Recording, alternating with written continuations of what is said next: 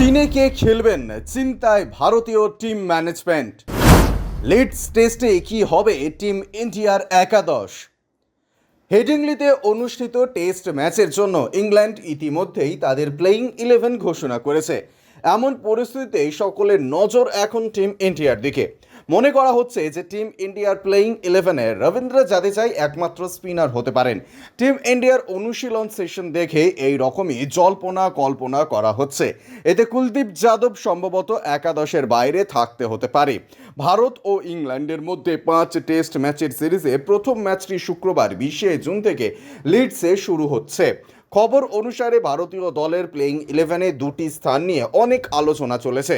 দলের সহ অধিনায়ক ঋষভ পান্ত সাংবাদিক সম্মেলনে যে বিষয়টি উল্লেখ করেছিলেন, প্রথমটি হলো 3 নম্বর পজিশন এবং দ্বিতীয়টি ভারতের কি কুলদীপ যাদবকে খেলানো উচিত। অনুশীলন সেশন থেকে পাওয়া ইঙ্গিতের ভিত্তিতে রেড স্পোর্টস দাবি করেছে যে রবীন্দ্র জাদেজাই হতে পারেন একমাত্র স্পিনার, যেখানে কুলদীপ যাদবকে এজবাস্টন বা ওভালে খেলানো হতে পারে। হেডিংলিতে প্রথম অনুশীলন সেশনে টিম ইন্ডিয়ার সম্পূর্ণ মনোযোগ ছিল তাদের ফাস্ট বোলারদের